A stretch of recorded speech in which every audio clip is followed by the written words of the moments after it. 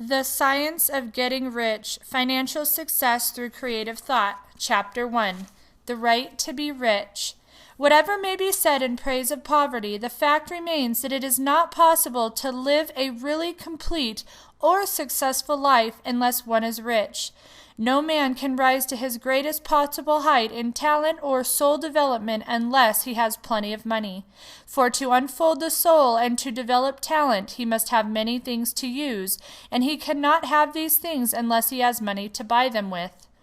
A man develops in mind, soul, and body by making use of things, and society is so organized that man must have money in order to become the possessor of things. Therefore, the basis of all advancement for man must be the science of getting rich. The object of all life is development, and everything that lives has an inalienable right to all the development is capable of attaining.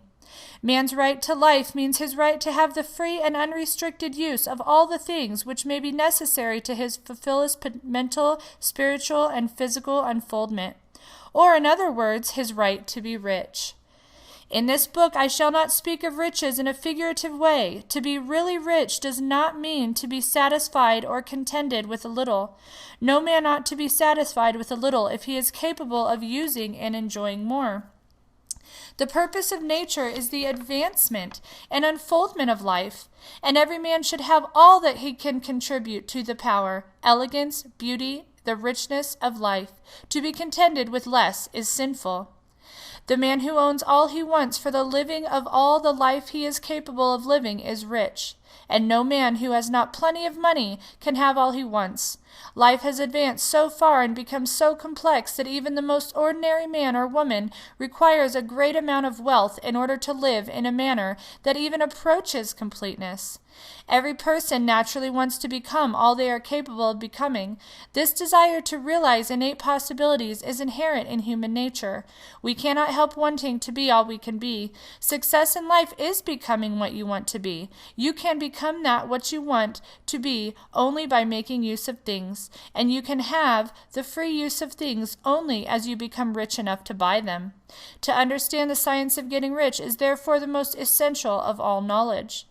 There is nothing wrong with wanting to get rich. The desire for riches is really the desire for a richer, fuller, and more abundant life, and that desire is praiseworthy. The man who does not desire to live more abundantly is abnormal, and so man who does not desire to have money enough to buy all he wants is abnormal. There are three motives for which we live. We live for the body, we live for the mind, and we live for the soul. No one of these is better or holier than the other. All are alike desirable, and no one of the three, body, mind, or soul, can live fully if either of the others is cut short of full life and expression. It is not right or noble to live only for the soul and deny the mind or body. It is wrong to live for the intellect and deny the body or the soul. We are all acquainted with the loathsome consequences of living for the body and denying both mind and soul.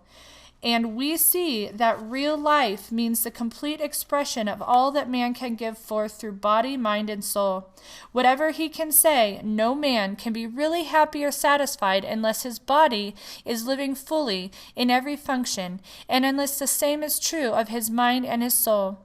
Wherever there is unexpressed possibility or function not performed, there is unsatisfied desire. Desire is possibility-seeking expression, or function-seeking performance.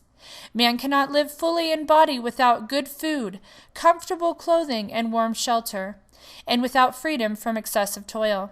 Rest and recreation are also necessary for his physical life.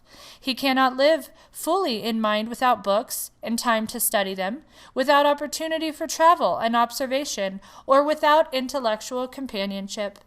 To live fully in mind, he must have intellectual recreations and must surround himself with all the objects of art and beauty he is capable of using and appreciating. To live fully in soul, man must have love, and love is denied expression by poverty. A man's highest happiness is found in the bestowal of benefits on those he loves. Love finds its most natural and spontaneous expression in giving. The man who has nothing to give cannot fill his place as a husband or father, as a citizen or as a man. It is the use of material things that a man finds full life for his body, develops his mind, and unfolds his soul. It is therefore of supreme importance to him that he should be rich. It is perfectly right that you should desire to be rich. If you are a normal man or woman, you cannot help doing so. It's perfectly right that you should give your best attention to the science of getting rich, for it is the noblest and most necessary of all studies. If you neglect this study, you are a derelict in your duty to yourself, to God, and to humanity. For you can render to God and humanity no greater service than to make the most of yourself. And this has been chapter 1. This is a life-changing book for those of you reading it for the first time. It basically talks about here living fully in body, mind, spirit, soul.